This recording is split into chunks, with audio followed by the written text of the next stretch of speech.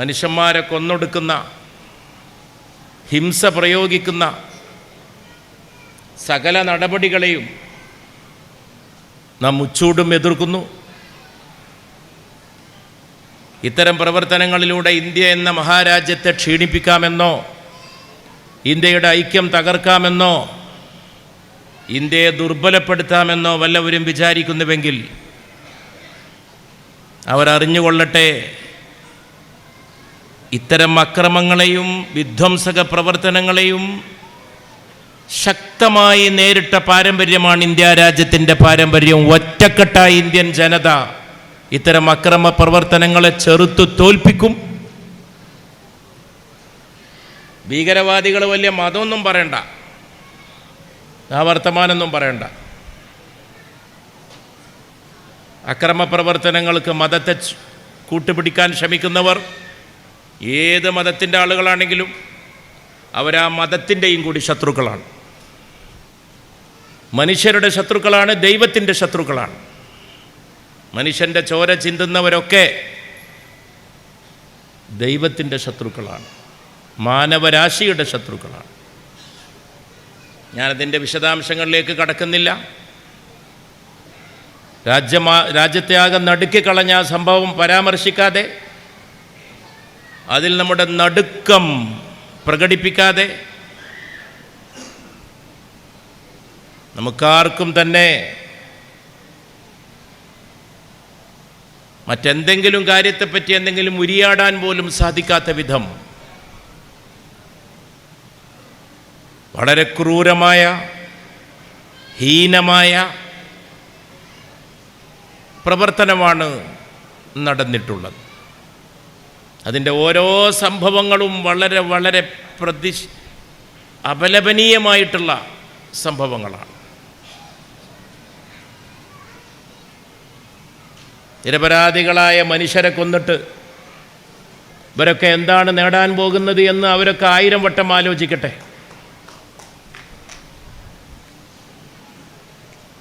ഒരു മനുഷ്യനെ കൊല്ലുന്നവൻ മാനവരാശിയുടെ മുഴുവൻ ഘാതകനാണ്.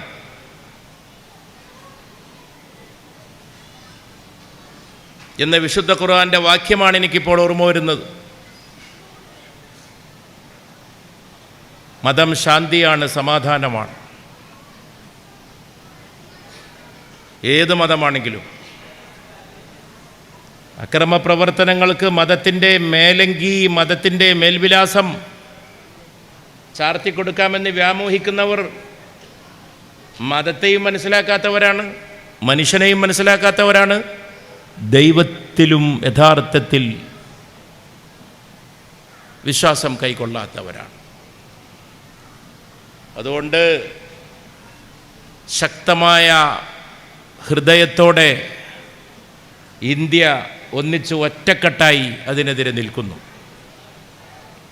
ഇതിനെതിരെ ശക്തമായ നടപടികൾ നമ്മുടെ ഗവൺമെൻറ്, കേന്ദ്ര ഗവൺമെൻറ്റും അവിടുത്തെ സംസ്ഥാന ഗവൺമെൻറ്റും എടുക്കുന്നുണ്ട്, എടുക്കണം എന്ന് രാജ്യത്തെ ജനത ഒന്നടങ്കം ആഗ്രഹിക്കുന്നു, ആവശ്യപ്പെടുന്നു. എല്ലാ അഭിപ്രായ വ്യത്യാസങ്ങളും മറന്നുകൊണ്ടാണ് ഇത്തരം അക്രമ പ്രവർത്തനങ്ങൾക്കെതിരെ രാജ്യം ഒരു ശരീരം പോലെ, ഒരു മനസ്സായി നിലകൊള്ളുന്നത്. അങ്ങനെയുള്ള വാർത്തകളൊക്കെ കേൾക്കുമ്പോഴാണ് ഇങ്ങനെയുള്ള സദസ്സ്,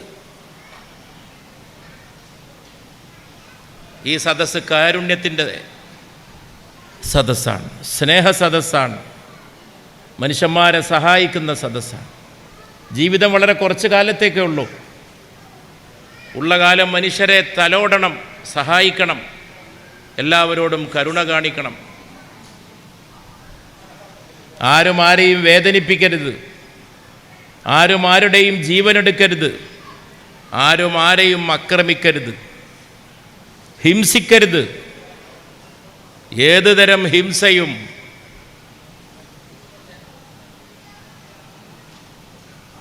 എതിർക്കപ്പെടേണ്ടതാണ്. അത് ഭൂമിക്കോ മാനവരാശിക്കോ ഒരു പ്രയോജനവും ചെയ്യുകയില്ല. അത്താണി പോലുള്ള സംഘടനകൾ നടത്തുന്ന പ്രവർത്തനത്തെ വളരെ വളരെ ബഹുമാനത്തോടെയാണ് നമ്മുടെ നാട് കാണുന്നത്. ആരെയെങ്കിലും സഹായിക്കുക. ഇവിടെ വീട് വെച്ച് കൊടുക്കുന്നു, സാമ്പത്തികമായിട്ട് പ്രയാസമുള്ളവരെ മറ്റു നിലയിൽ സഹായിക്കുന്നു. ഇത് ഇന്നോ ഇന്നലെയോ തുടങ്ങിയതല്ല, വർഷങ്ങളായിട്ട് അത്താണി ഇത് ചെയ്തുകൊണ്ടിരിക്കുകയാണ്. അതിൻ്റെ പിന്നിൽ പ്രവർത്തിക്കുന്ന എല്ലാവരും ചെയ്യുന്നത് വലിയ സൽക്കർമ്മമാണ്. ഇതൊക്കെയാണ് സൽക്കർമ്മം. സൽക്കർമ്മം എന്ന് പറയുന്നത് മനുഷ്യരുമായിട്ട് ബന്ധപ്പെട്ടത് കൂടിയാണ്, ദൈവവുമായിട്ട് മാത്രം ബന്ധപ്പെട്ടതല്ല. ദൈവവുമായിട്ട് ബന്ധപ്പെട്ടത് ആരാധനാകർമ്മങ്ങളാണ്. ബാക്കിയുള്ള സൽക്കർമ്മങ്ങളൊക്കെ മനുഷ്യരുമായിട്ട് ബന്ധപ്പെട്ടതാണ്. എല്ലാ മതങ്ങളും അത് പഠിപ്പിച്ചിട്ടുണ്ട്. മനുഷ്യസ്നേഹത്തിൻ്റെ സകല സിദ്ധാന്തങ്ങളും ദർശനങ്ങളും അത് പഠിപ്പിച്ചിട്ടുണ്ട്. ഒരാൾക്കെങ്കിലും ദാഹശമനത്തിനുള്ള വഴി ഒരുക്കി കൊടുക്കണം, ഒരാൾക്കെങ്കിലും അന്നം കൊടുക്കണം, ഒരാളെയെങ്കിലും തലോടണം, സഹായിക്കണം, ഒരാളുടെ ബുദ്ധിമുട്ടെങ്കിലും അകറ്റിക്കൊടുക്കണം. ഒരുപാട് രോഗങ്ങളും പ്രയാസങ്ങളും വർദ്ധിച്ചു വരുന്നൊരു കാലത്താണ് നാം ജീവിക്കുന്നത്. ഒന്ന് ആശുപത്രിയിൽ പോയി നോക്കിയാൽ മതി, ആശുപത്രിയിലും പോയി നോക്കണ്ട, ഈ നാട്ടിലിറങ്ങി നടന്നാൽ മതി. മാരകമായ രോഗങ്ങൾ വർദ്ധിച്ചു വരുന്ന കാലമാണ്. ആളുകൾ പൊടുന്നനെ മരിക്കുന്ന കാലമാണ്, പെട്ടെന്ന് മരിക്കുന്ന കാലമാണ്. ചെറുപ്പക്കാർ വളരെ പെട്ടെന്ന് മരിക്കുന്ന കാലമാണ്.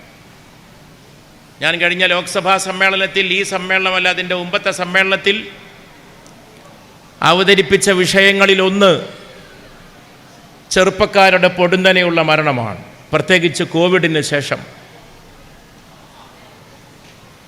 ഒരു മുന്നറിയിപ്പില്ലാതെ പെട്ടെന്ന് ആളുകൾ മരിച്ചു പോകുന്നു. എന്തൊക്കെയോ രോഗങ്ങൾ, എന്തൊക്കെയോ പ്രയാസങ്ങൾ, എന്തൊക്കെയോ കെടുതികൾ. ഇവിടെ ഡോക്ടർ സി മുഹമ്മദ് സാഹിബിനെ പോലുള്ളവരുണ്ട്. അവരൊക്കെ കൈകാര്യം ചെയ്യുന്ന വിഷയങ്ങളാണ്. അങ്ങനെയുള്ള ഒരു ഘട്ടത്തിൽ പ്രത്യേകിച്ചും നമുക്കെല്ലാവർക്കും വൈദ്യനാകാൻ സാധിക്കണം, നമുക്കൊക്കെ ഡോക്ടർമാരാകാൻ സാധിക്കണം.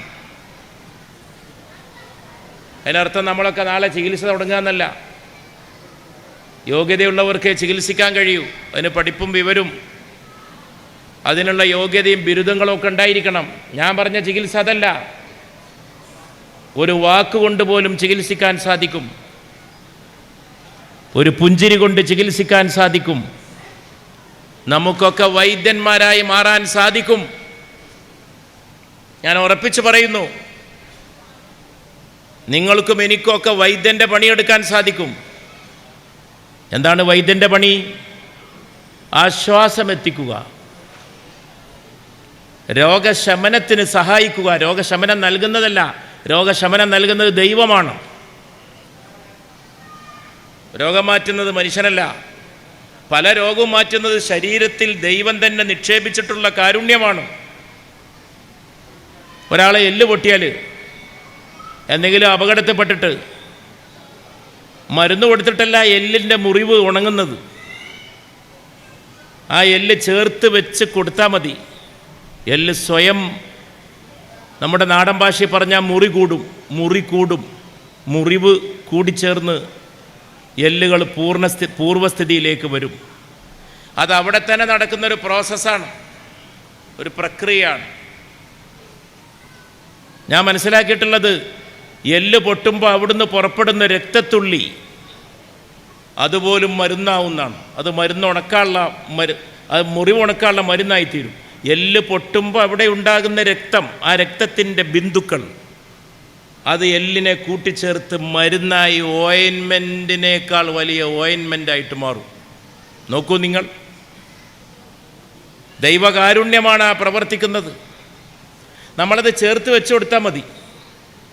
അതാണ് ഈ പ്ലാസ്റ്റർ ഇടുക, പണ്ടത്തെ ഭാഷയിൽ മുറിവ് കെട്ടുക എന്നൊക്കെ പറയുന്നത്. അതൊന്ന് ചേർത്ത് വെച്ച് കൊടുക്കാൻ ഞാൻ ബുദ്ധിമുട്ടാവും, ഇളകാനും പാടില്ല കുറച്ച് കാലം. പക്ഷെ അത് മുറിവ് ഉണക്കുന്നത് മരുന്നല്ല. ശരീരം തന്നെയാണ്. ദൈവം മനുഷ്യൻ്റെ ശരീരത്തിൽ വെച്ചിട്ടുള്ള ഊർജമാണ്, എനർജിയാണ്. അത് ദൈവകാരുണ്യമാണ്. ഞാനതിനെ ദൈവകാരുണ്യമെന്ന് വിളിക്കുന്നു. അങ്ങനെയുള്ള ഒരു ഘട്ടത്തിൽ നമുക്കൊക്കെ വൈദ്യൻ്റെ പണിയെടുക്കാൻ സാധിക്കും. വൈദ്യൻ്റെ പണി തലോടുക എന്നതാണ്. അത് മക്കൾക്കെടുക്കാൻ സാധിക്കും. പിതാക്കളുടെ നെറ്റി തലോടി കൊടുക്കണം. ഞാൻ എൻ്റെ പ്രസംഗങ്ങൾ എപ്പോഴും പറയാറുണ്ട്, മാതാപിതാക്കൾക്ക് കാശും പണവും കൊടുത്താൽ പോരാ, അവരെ വീട് വെച്ച് പാർപ്പിച്ചാൽ പോരാ, മക്കൾ അവരുടെ നെറ്റി തലോടണം, കാല് തഴുകണം, ഉഴിഞ്ഞുകൊടുക്കുക എന്നാണ് പറയാം നമ്മളൊക്കെ. ഞാൻ ചെറുപ്പത്തിൽ ചെയ്തിരുന്നൊരു പ്രധാനപ്പെട്ട പണി പണ്ഡിതനായ എൻ്റെ പിതാവിൻ്റെ കാല് ഉഴിഞ്ഞു കൊടുക്കലായിരുന്നു. മണിക്കൂറുകൾ. വളരെ സാത്വികനായിരുന്നു എൻ്റെ വന്യപിതാവ്. അല്പം കാലിനൊക്കെ അസുഖം പിന്നീടൊക്കെ വന്നപ്പോൾ, അല്ലാത്തപ്പോഴും രാത്രിയൊക്കെ ഒരുപാട് നേരം എൻ്റെ മടിയിൽ ഉപ്പയുടെ കാല് വെക്കും. ഞങ്ങളൊക്കെ ജീവിതത്തിൽ വല്ലതും നേടിയിട്ടുണ്ടെങ്കിൽ അതിങ്ങനെ നേടിയതാണെന്ന് ഞാൻ എല്ലായിടത്തും പറയാറുണ്ട്, ഇവിടെയും പറയുന്നു. അതൊക്കെയാണ് പഠിപ്പിച്ചു കൊടുക്കേണ്ടത്. പുതിയ തലമുറക്ക് പഠിപ്പിച്ചു കൊടുക്കൂ. അതാ ഞാൻ പറഞ്ഞത്, മകന് മരുന്നാകാൻ സാധിക്കും, വൈദ്യനാകാൻ സാധിക്കും. പിതാവിന് വൈദ്യനാകാൻ സാധിക്കും, മക്കളുടെ മാതാവിന്. ആണ് അല്ലെങ്കിൽ തന്നെ സാധിക്കുന്നല്ല, ആണ്. ഇതൊക്കെയാണ് ഇന്ന് വേണ്ടതെന്നാണ് എൻ്റെ ഒരു വിശ്വാസം. അല്ലാതെ കുറേ വിദ്യാഭ്യാസവും ഡിഗ്രിയൊന്നുമല്ല, അതിലൊന്നും ഒരു കാര്യമില്ല. വിദ്യാഭ്യാസം ഇല്ലാത്തതല്ല എന്ന് നാടിൻ്റെ പ്രശ്നം. ഈ അക്രമ പ്രവർത്തനമൊന്നും നടത്തുന്നവർക്ക് ഡിഗ്രി ഇല്ലാഞ്ഞിട്ടല്ല. ഞാൻ പഴയ മാതിരി 25 കൊല്ലം മുമ്പ് ചിലർ ചെയ്ത പ്രസംഗം പോലെ ഇന്നും ചിലയിടത്ത് പോയിട്ട് നിങ്ങളൊക്കെ പഠിക്കണം എന്നൊന്നും ഞാൻ പറയാറില്ല. ഞാൻ പൊട്ടനല്ലാത്തതുകൊണ്ടാണ് പറയാത്തത്.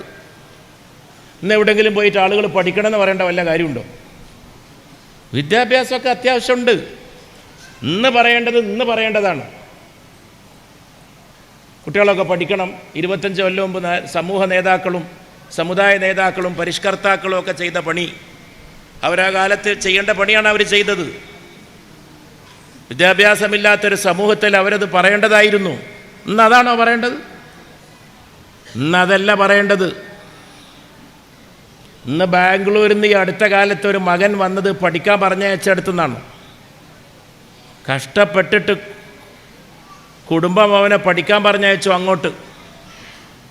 ഞാനിത് പറയുമ്പോൾ എൻ്റെ ഹൃദയം താങ്ങി പിടിച്ചിട്ടേ പറയൂ. ഇങ്ങോട്ടൊക്കെ നോക്കുമ്പോൾ എനിക്ക് പ്രയാസമുണ്ട്. എൻ്റെ മുമ്പിൽ ഞാൻ കാണുന്നത് മാതാക്കളെയാണ്. അമ്മമാരും ഉമ്മമാരും ഒക്കെ ഇവിടെ നിരന്നിരിക്കുന്നുണ്ട്. ഞാൻ അവരെ കാണുന്നുണ്ട് സദസ്സിൽ. പക്ഷെ പറയാതിരുന്നിട്ട് കാര്യമൊന്നുമില്ല, പറയണം. അവൻ നേരെ ബാംഗ്ലൂരിൽ നിന്ന് വന്നിട്ടൊരു കത്തി വാങ്ങി, മൂർച്ചുണ്ടോ എന്ന് പരിശോധിച്ചു. 2 ദിവസം നാട്ടിൽ പാർത്തു. മാതാവിനെ കൊന്നു ആ കത്തി കൊണ്ട്. അറിയാതെ സംഭവിച്ചതൊന്നുമല്ല. നാട്ടിൽ വന്നിട്ട് കത്തി വാങ്ങി, മൂർച്ചുണ്ടോ എന്ന് പരിശോധിച്ചു. ഇതാണ് ഇന്നത്തെ കേരളം. ഇവിടെ പറയേണ്ടത് പറ, അല്ലാതെ പഴയ വിദ്യാഭ്യാസത്തിൻ്റെ വർത്താനൊന്നും പറയണ്ട. വിദ്യാഭ്യാസത്തിൻ്റെ വർത്താനം, മാർക്കിൻ്റെ വർത്താനൊന്നും പറയരുത്, നിർത്തിവെക്കണം. മാർക്കില്ലാത്തതല്ല ഇവിടുത്തെ പ്രശ്നം. കൊട്ടക്കണക്കിന് +2 +1 A+ മണ്ണാങ്കട്ട, അതൊന്നും അല്ല ഇവിടുത്തെ പ്രശ്നം. ഇവിടുത്തെ പ്രശ്നം മനുഷ്യത്വമില്ലായ്മയാണ്. അതിനെ ചികിത്സിക്കണം, അതിനുള്ള മരുന്ന് കൊടുക്കണം. മാതാവിനെ അറിഞ്ഞൂടാ, പിതാവിനെ അറിഞ്ഞൂടാ, അയൽക്കാരനെ അറിഞ്ഞൂടാ, ഒരു സമുദായത്തിൽപ്പെട്ടവർ മറ്റൊരു സമുദായത്തിൽപ്പെട്ടവൻ അറിഞ്ഞൂടാ. ഇതൊക്കെ മനുഷ്യരാണ്, ഒരേ ദൈവത്തിൻ്റെ സൃഷ്ടികളാണ്. പ്രപഞ്ചമാകുന്ന കുടുംബത്തിലെ പ്രപഞ്ചം ദൈവത്തിൻ്റെ കുടുംബമാണ് എന്ന് പറഞ്ഞത് തിരുനബിയാണ്, മുഹമ്മദ് നബിയാണ്. അൽ ഖൽഖു ഇയാലുല്ലാഹ് എന്നാണ് അറബിയിൽ പുണ്യ റസൂൽ മൊഴിഞ്ഞത് സല്ലല്ലാഹു അലൈഹി വസല്ലം. എന്തൊരു വാക്കാണ്! മുഴുവൻ സൃഷ്ടികളും ദൈവത്തിൻ്റെ കുടുംബമാണ്. അപ്പോൾ ദൈവത്തിൻ്റെ കുടുംബത്തിൽ പിന്നെ വേറെ കുടുംബം ഉണ്ടാവുമോ?